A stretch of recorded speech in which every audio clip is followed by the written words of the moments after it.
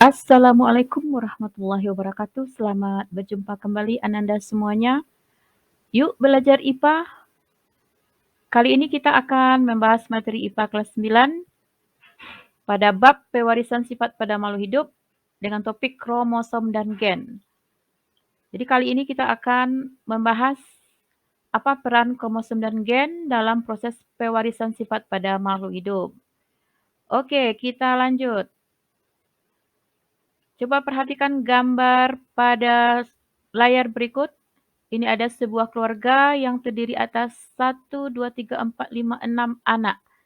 Coba perhatikan ciri-ciri yang dimiliki oleh anak dan bandingkan dengan kedua orang tuanya.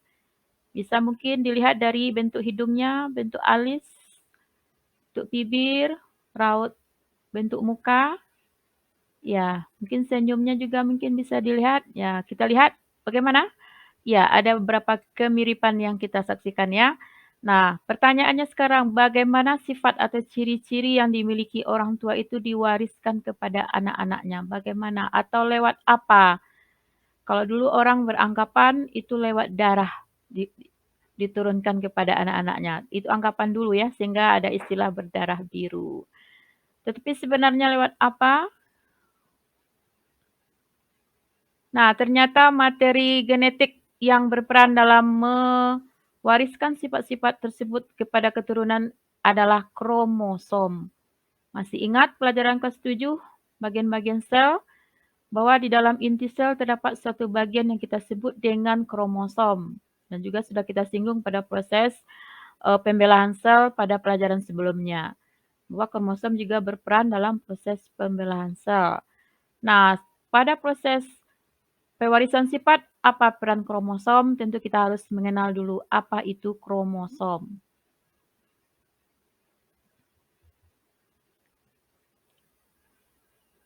Kromosom adalah struktur yang tersusun dari molekul DNA dan molekul lain yang menjadi tempat tersimpannya materi genetik.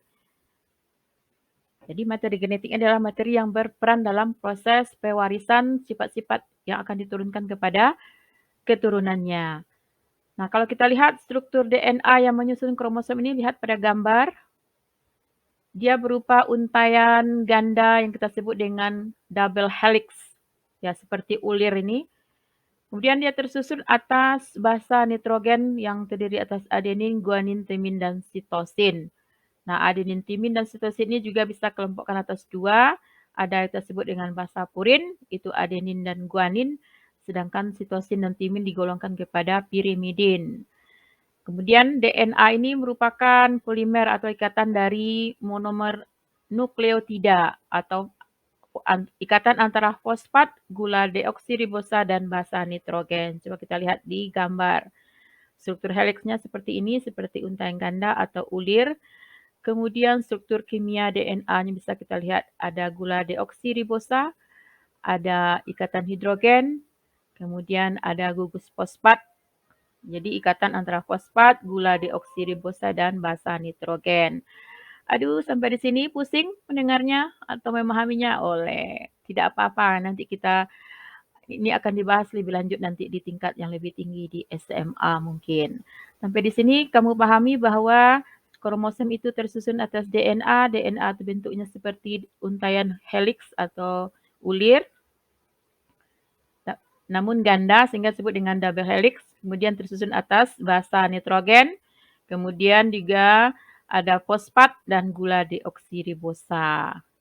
Ya, sungguh sempurna ya ciptaan Tuhan dalam mengatur bagaimana sebuah sifat atau ciri diwariskan kepada keturunan yang oleh orang tua atau induk. Oke, sampai di sini paham ya? Kalau belum paham silakan diulang lagi nanti membacanya atau melihat tayangan ini atau buku referensi yang lain. Oke, kita lanjut. Sekarang kita lihat bagian-bagian dari sebuah kromosom. Kromosom kalau kita lihat kira-kira bentuknya seperti ini. Ada bagian lengan yang kita sebut dengan kromatid atau kromonema. Ini adalah bagian yang seperti benang melingkar. Jadi yang seperti lengan ini sebenarnya tersusun atas benang melingkar. Kemudian bagian Kromatidnya apabila menebal, itu kita sebut dengan kromomer. Terdiri atas struktur yang berbentuk manik-manik. Jadi kalau dia menebal, seolah dia tersusun atas manik-manik atau bulatan-bulatan kecil yang di dalamnya terdapat gen. Nah, apa itu gen? Akan kita bahas pada slide berikutnya. Kemudian ada bagian sentromer atau bagian yang lihat pada gambar yang berwarna merah ini. Inilah bagian kromosom yang menyempit dan lebih terang. Di sini tidak terdapat gen. Tempat ini sebagai tempat melekatnya benang spindle dan tempat melekatnya kromosom. Jadi kromosom ini sebenarnya adalah dua bagian ya. Mereka selalu berpasangan dan tempat melekat masing-masing bagian itu adalah pada sentromer. Kemudian ada lagi yang kita sebut dengan telomer. Itu bagian ujung kromosom. Apa fungsi telomer? Untuk mencegah ujung kromosom ini bersambungan dengan kromosom yang lain. Itu ya bagian-bagian kromosom. Paham ya? Oke, kita lanjut. Apa saja jenis kromosom? Ada dua. Pertama autosom dan berikutnya gonosom. Autosom ini adalah kromosom tubuh, yaitu kromosom yang menentukan ciri-ciri tubuh kita seperti warna, ukuran, dan bentuk. Warna mungkin warna rambut, warna mata, warna kulit, ukuran mungkin ukuran ukuran mata, bentuk mata, apakah ukuran hidung, hidungnya mancung atau hidung yang pesek atau mancung yang tertunda mungkin. Itu ditentukan oleh kromosom tubuh atau autosom. Sedangkan gonosom berperan dalam menentukan jenis kelamin seseorang atau individu. Jika susunan kromosom terdiri atas pasangan kromosom yang sama, dilambangkan dengan XX, maka individu tersebut adalah seorang wanita. Tapi seandainya kromosomnya pasangannya berbeda, X dan Y, maka individu itu adalah seorang pria atau individu jantan atau individu betina. Itu ya jenis kromosom. Nah, ini ada beberapa fakta menarik tentang kromosom yang perlu kamu ketahui. Yang pertama, 1, kromosom selalu berpasangan dan memiliki bentuk yang sama. Ya, dia kompak ya, selalu setia nih berpasangan dan memiliki bentuk yang sama. Bisa dilihat pada layar. Mereka berpasangan dan bertemu atau melekat pada bagian yang kita sebut tadi dengan sentromer. Selain itu, kromosom ini juga bisa menggandakan diri atau membuat duplikatnya. Ini berperan dalam proses pembelahan sel. Di saat sel membelah, supaya sel yang hasil pembelahan juga mendapat bagian kromosom yang sama, maka kromosom yang ini akan membelah diri atau bukan membelah diri, akan menduplikat atau menggandakan diri. Sehingga kedua sel hasil pembelahan akan memiliki kromosom yang sama. Ya, adil sekali ya. Kemudian setiap spesies atau makhluk hidup memiliki jumlah kromosom tertentu. Jadi tidak ada kromosom makhluk hidup yang sama dalam kalau spesiesnya berbeda. Manusia dengan kera berbeda jumlah kromosom. Begitu juga dengan burung, dengan sapi. Jadi boleh disebut jumlah kromosom akan menentukan spesies apa kita. Oke, kita lanjut. Manusia memiliki 23 pasang kromosom dengan 20.000 hingga 25.000 gen dalam kromosomnya. Sungguh luar biasa ya ciptaan Tuhan. Dengan bagian yang sekecil ini mampu mengatur sekian sifat atau karakter yang akan diturunkan kepada generasi berikutnya. Kemudian wanita dan pria memiliki susunan kromosom seks yang berbeda.